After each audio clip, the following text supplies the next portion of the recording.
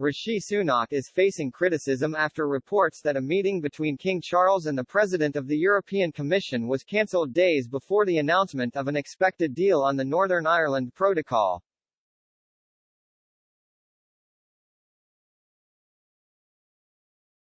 It comes as the Irish Taoiseach, Leo Varadkar, told reporters on Saturday that talks over an agreement were inching towards a conclusion.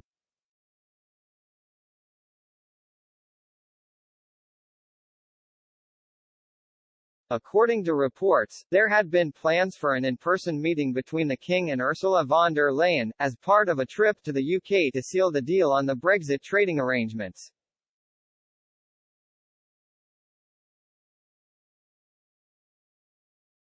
Government sources denied Sunak was intending to use King Charles to endorse his much-anticipated deal to end the row with the EU over the NI Protocol.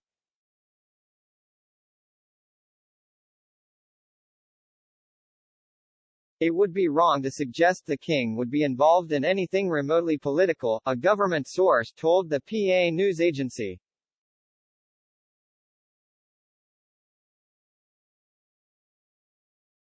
The mooted meeting on Saturday and plan to announce a revised pact, codenamed the Windsor Agreement, were cancelled, according to reports, but hope remains for the announcement of an agreement on Monday after Sunak and von der Leyen had positive discussions about the Northern Ireland Protocol on Friday.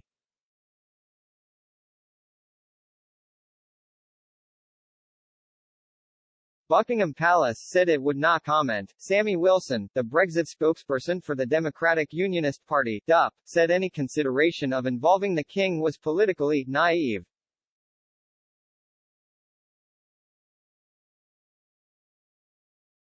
Not only is the Prime Minister naive if that's what he was planning to do, but this is a cynical use, or abuse of the king, Wilson told Sky News on Saturday.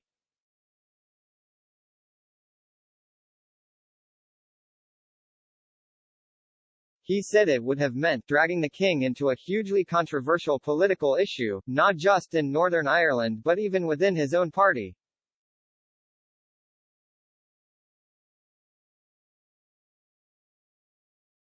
Conservative Eurosceptic and former Business Secretary Jacob Rees-Mogg told The Times the planned meeting with the king was on the borderline of constitutional propriety.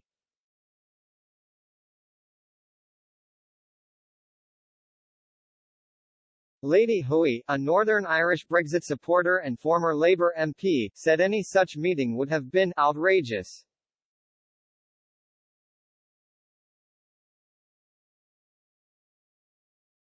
Peter Kyle, the shadow Northern Ireland secretary, said Downing Street should have realised utilising the king would have constitutional implications and been highly insensitive to the politics of Northern Ireland.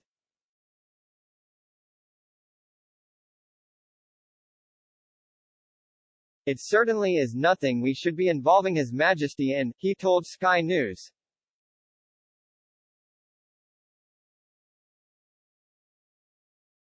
Number 10 said Sunak would spend the weekend speaking to relevant stakeholders as he looked to get a protocol deal over the line.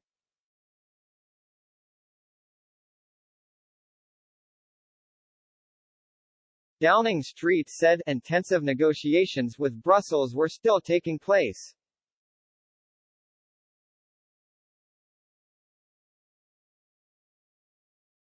Varadkar told reporters, "Certainly the deal isn't done yet, but I do think we are inching towards a conclusion."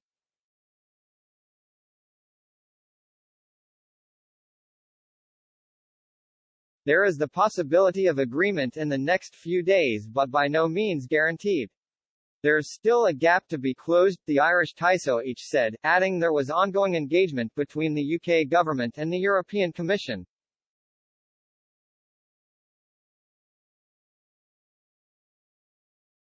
Varadkar, who played a key role when the protocol was agreed in 2019, encouraged London, Brussels and Northern Irish politicians to go the extra mile to help reach an agreement, saying the benefits would be huge.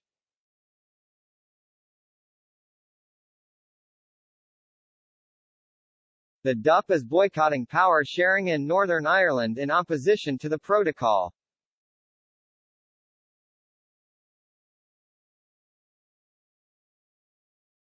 Wilson said his party would only accept a deal if EU law did not apply in Northern Ireland.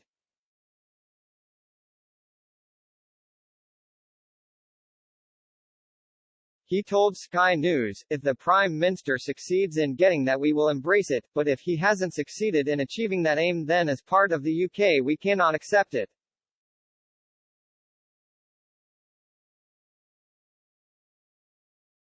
The controversy blew up as the government confirmed it had no central database tracking regulatory divergence between Great Britain and Northern Ireland, an issue which goes to the heart of the DUP's objections to the protocol.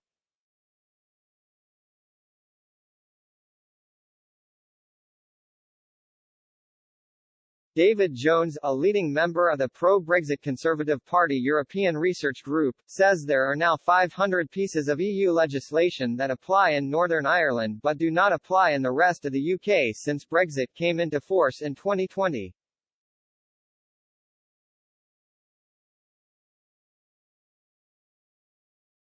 But the Europe Minister, Leo Doherty, wrote to a House of Lords Protocol Committee on Friday to say there was no single unit in Whitehall monitoring the emergence of new EU laws, rules and regulations affecting Northern Ireland.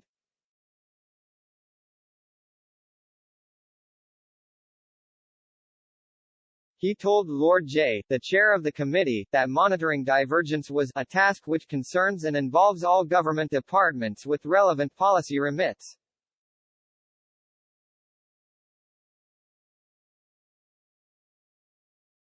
He added, "I would note that impact assessments for UK regulatory proposals include cost-benefit analyses on the effects of any divergence."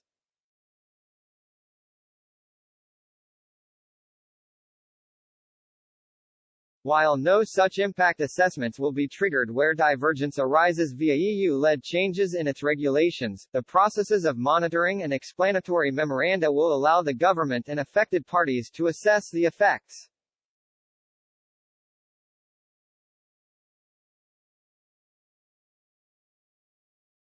The EU and Downing Street said the Prime Minister and von der Leyen would speak again in the coming days.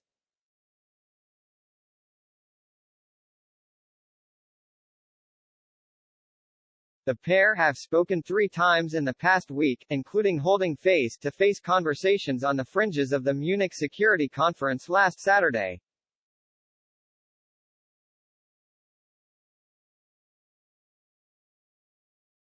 It is expected that Sunak will also schedule a second meeting with the DUP, which has called for the end to the application of EU law in Northern Ireland, something that is almost certainly ruled out as this would require a complete rewriting of much of the protocol.